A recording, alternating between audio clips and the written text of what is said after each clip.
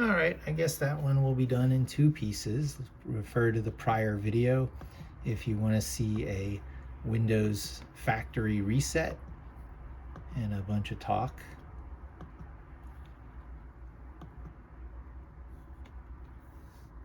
Based on the activities you choose here, you'll get a personalized experience as you set up your device. We can work some magic so you can use your Android.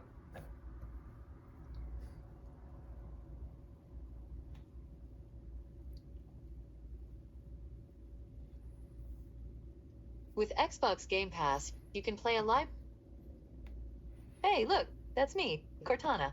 Can I have permission to use the info I need to do? So the idea here is we're making as stripped down of a version of Windows as possible. So Cortana is one of the things we don't want or need in this system, although I do believe it's going to install it anyway. The next version of Windows is ready for you to download and install. Whenever you're ready, select Upgrade and we'll download it in the background while you continue setting up. And then it asks you again, decline upgrade again. So it takes 2 declines. They really want you on Windows 11. Almost done now. We just need to get a few more things polished up for you, and Windows will be all yours. Looking forward to helping out. I guess almost the theme of this video could be evading the attempts at getting you onto Windows 11 as you install Windows 10. I'm sure that is not the last we're going to see, especially as I go through the upgrades. I guess it's good for me to do this video in 2 pieces. The last one went from the factory reset inside the Windows settings on a Windows 10 system. It's probably similar on Windows 11, but you can do that with almost any hardware going back 7 or 8 years. And you should be able to just re-get Windows onto it quite easily. So a lot of people, saying go the Linux route would have you hunting for USB sticks that'll install Chrome OS or Ubuntu or something onto the metal on the reboot, which is an okay way to go.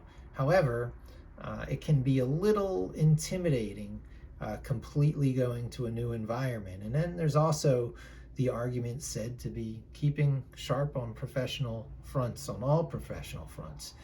You want to remain Windows literate. That's actually a reason to be on Windows 11 with how much forced upgrades is going on. But even just staying on Windows 10 is going to keep you Office compatible with the world, right? There's no harm in staying compatible with the world.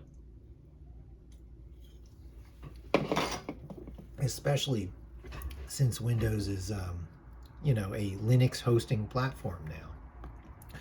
Now, I like to just clean things up as much as possible, right? So the way you get a really clean system is to unpin everything.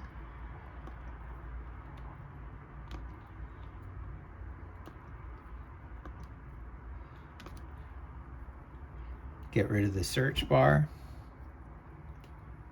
Anything that's being selected to view, you get rid of it. Show Windows link space button, whatever that is. And there's a certain amount you can get rid of straight from there. And then some other stuff you're going to have to go into taskbar settings and such. So I guess it's taskbar settings we want.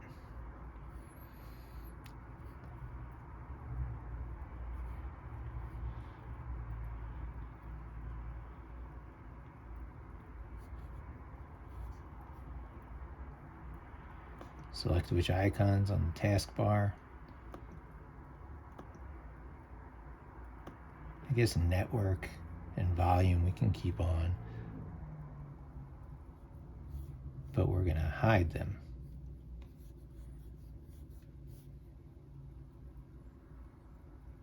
And there's still a few things that are showing here. Toolbars. Now that brings up the address toolbar.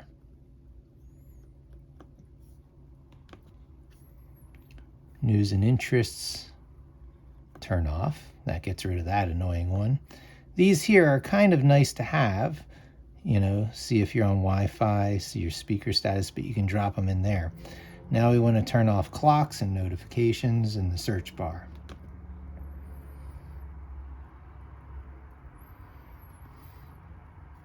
I think it's settings. So let's go to settings.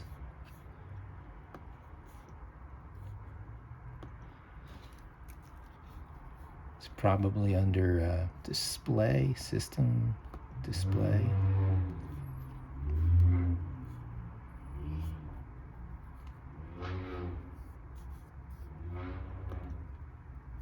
Notifications, we turn that off. That should get rid of this one here. It has not yet.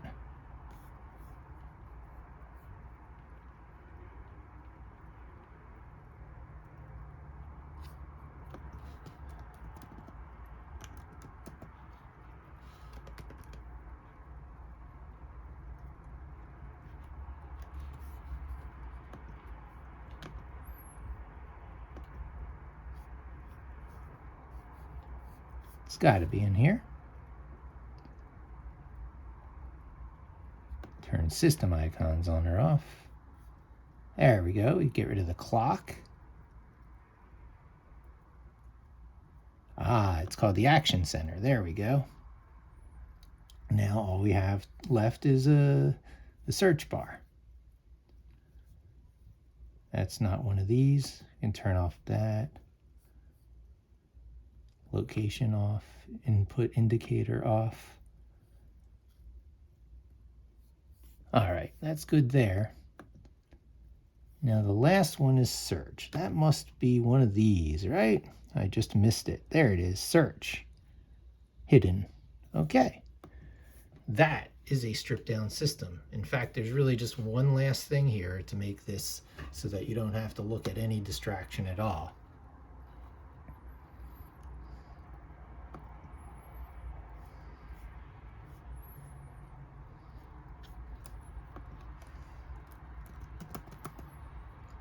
Themes. It's in themes and related settings, desktop icon settings,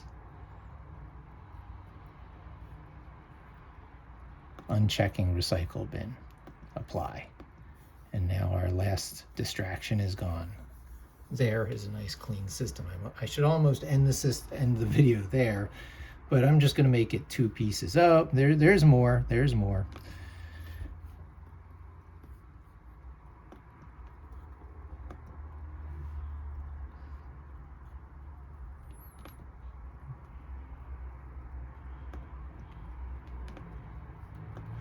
We unpin all these from start. We optionally uninstall as we go. I do use 365, so I will just unpin.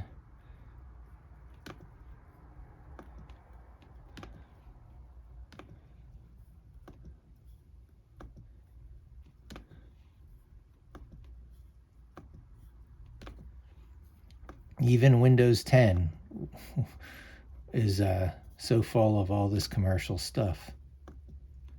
I mean, Solitaire isn't commercial, but still, a lot of this is commercial stuff that's polluting up the system.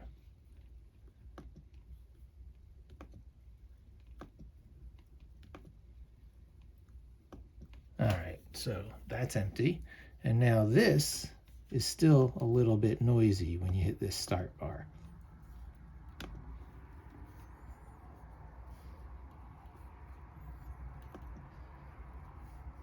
Because you can always get it there if you want to. And we're gonna clean this up. That's probably under settings, under start bar. Start settings. Show app list and start menu. Show your recently added apps. So show suggestions. Show recently opened items. There, that's more like it. Now look at that. Clean system through and through. Now that we're there, we can go into settings. So you have a few things that are still directly accessible. This fixed locations, of key operating system things is really nice. You can always get to settings there. They took that away in Windows 11. I didn't appreciate that. So a lot of what I discuss is really muscle memory stuff. It's why you get better at things over time. You get better at things over time because the interface to that thing doesn't change. A hammer is always a hammer. A saw is always a saw. The ergonomics, controlling, the ratio of where you put your hand versus the rest of the instrument so that you have the leverage when you swing. That kind of stuff is not so variable that they can change the shape of a hammer and the shape of a saw every 2 to 5 years like they do in software. And if you think that it's completely for the sake of improving the software, you're kidding yourself. It's just as much, at least equally and maybe more, for the sake of keeping you paying money for something, for some reason, whether it's subscription model. Yeah. So Adobe software is a perfect example because for the full Creative Suite, whatever they're calling it these days, Creative Cloud or whatever, they're going to get you for about $500 a year. And if you're not really a graphic designer, if you're not a video editor, if you're not loading the software enough to be worth that money, you don't want to pay this new graphic artists guild. There used to be this graphic artists guild which you paid a certain amount to be a member of, and you got all these benefits which got you work. Well, Adobe has kind of replaced that now.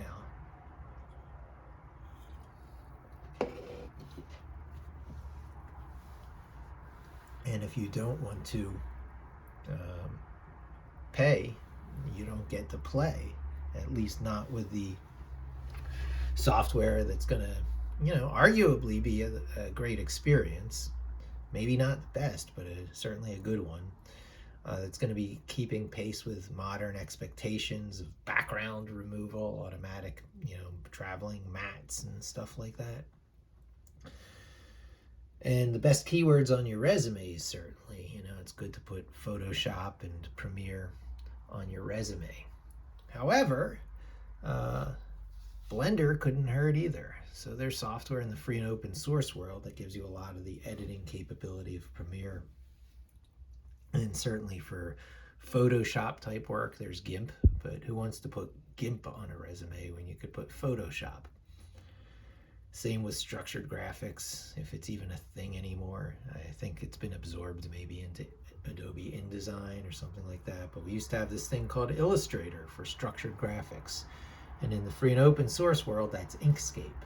So when I edit SVG logos, like my Mike Levin logo, I edit that in graphics.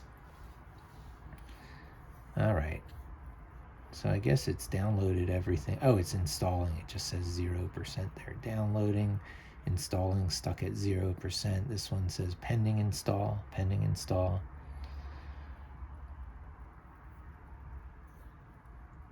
So I'm doing the right thing. It's just they happen to be at weird numbers here. I wish there was a way to force the refresh. And again, here they are peddling the Windows 11 at you.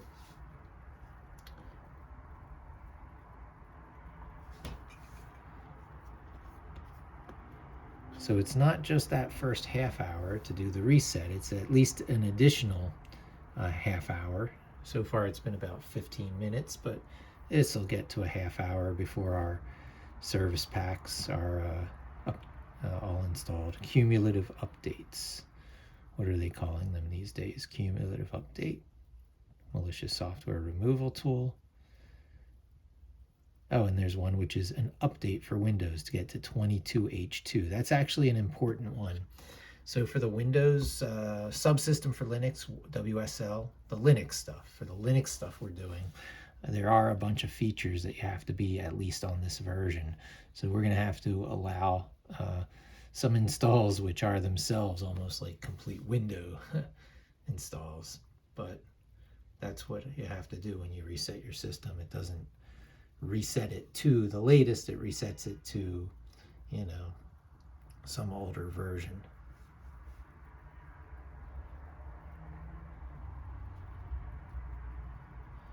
It's an interesting principle. You're building a system up from install scripts. It's, you know, there's a process, it's a procedure. Even with doing this kind of thing, they're not doing it like Docker images with all that stuff about container and Docker. This is really bothering me. So there's never any harm in going out of settings and going back in, forcing it to redraw.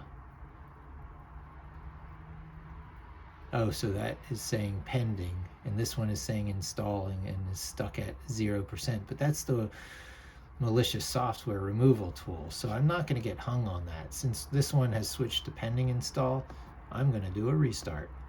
It's interesting being able to do these restarts while I'm shooting a video, because usually I do it with screen capture software. This time I'm just pointing my camera at the somewhat dirty screen.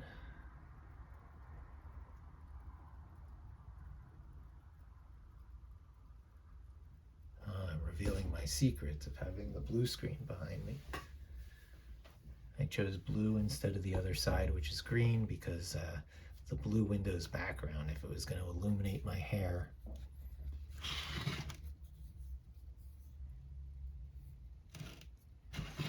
All right. Now we go back into settings.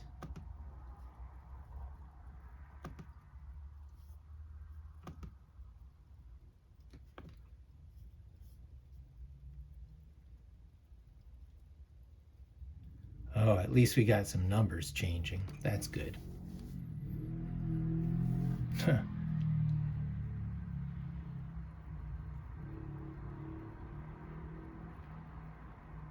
All right, if this number doesn't start going, I'll hit that restart now.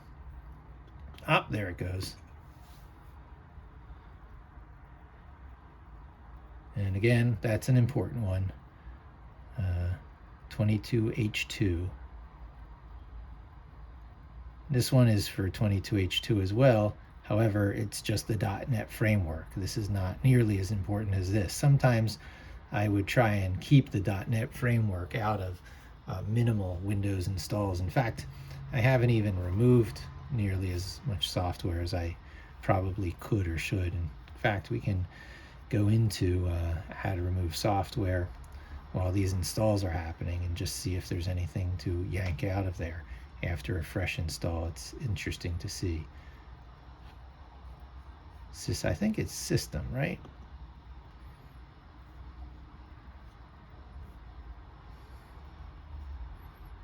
No, I got that wrong. Apps, there it is. 3D viewer, I don't need that on here.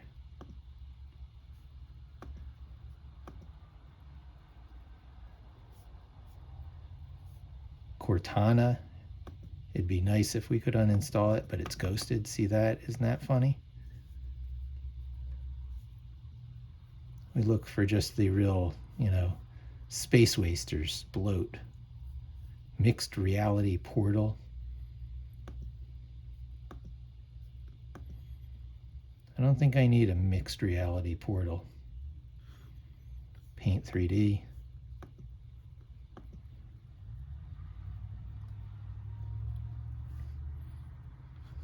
Phone link.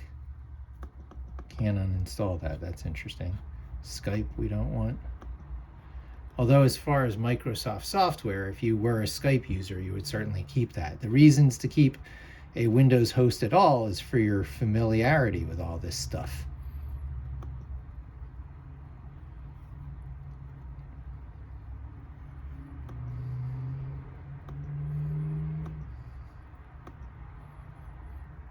Staying compatible with the Office, whatnot, you know, there's just so much less that goes wrong when you're on Windows. It's a highly supported platform.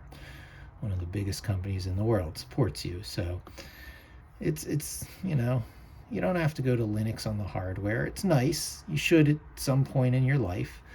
But if you're trying to make yourself resistant to obsolescence, so this is 20% into that install still. If you're trying to resist obsolescence and future-proof yourself a bit, and you hear that Linux is a good way to do it, you can stay on Windows while starting to have your Linux experience. That's really about what these sequences of videos are about. Now, this one here and the one before it are just kind of a bit gratuitous. See that? It's still stuck at that 20% installing. That's a little bit disturbing, but it's a big important update, so I'm not going to quit it out in the middle, but I will quit out of settings. Quitting it out in the middle would be like a restart, but you can always quit out of this because, you know, it runs in the background so cleanly that this is never really going to interrupt the upgrade. But it's a bit troublesome that it's stuck at that 20%. You know what? I'm just going to go ahead and do the restart now.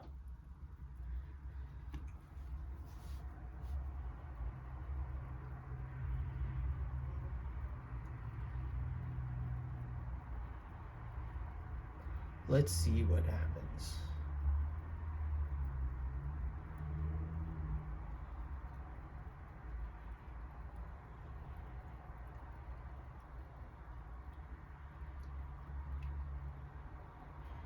See how much Windows is in control of itself even when you ask it to do stuff? It knows it's getting stuff ready, and it knows it wants to complete certain things before allowing the restart. So if there was any uncertainty before when it was stuck at that 20%, there's no uncertainty left now. You just can't do anything. You got to sit there and wait. It's telling you don't turn your computer off. In fact, if you don't have power connected to it, it's always a good time to connect the power, because you certainly don't want to lose power during this kind of process.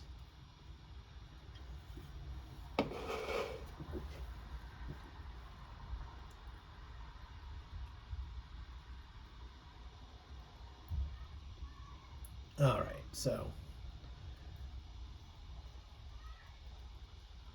why Windows? So many people reach that frustration point where they're willing to say, let me install Linux right on the metal.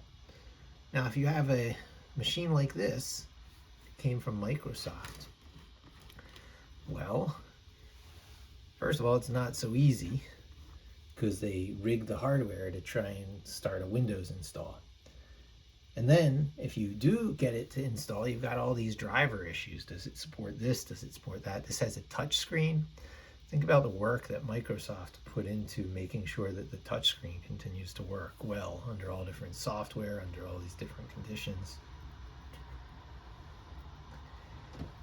So a lot of the times it's just, you know, leaning into the strengths of the thing you bought. You know, forget Windows and forget any sort of career related things or preferential idealistic opinions.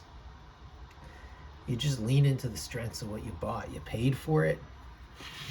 It's got certain capabilities.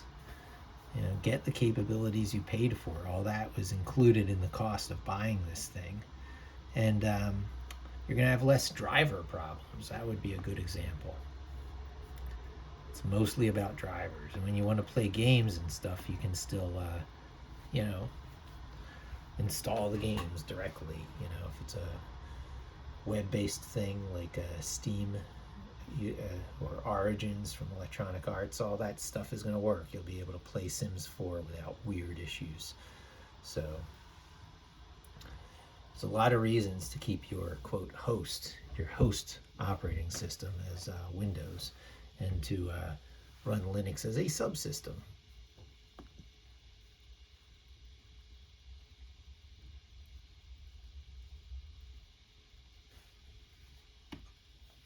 All right, numbers are changing. It's nice to see the numbers change. This one is now pending. A pending install, which usually means, this one is another one, which usually means on a restart. And then this one is at 0% installing. And it's, again, the antivirus stuff. There we go. There we go. It's nice to get that visual feedback.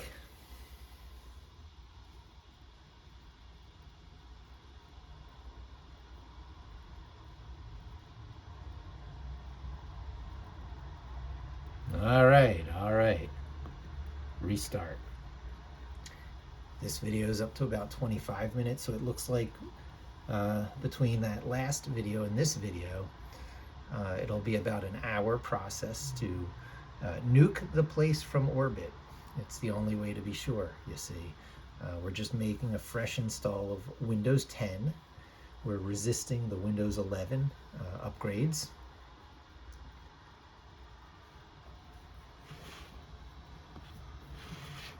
Nice, nice.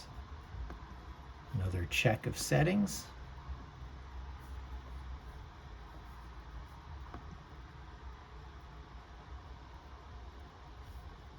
Check for latest updates.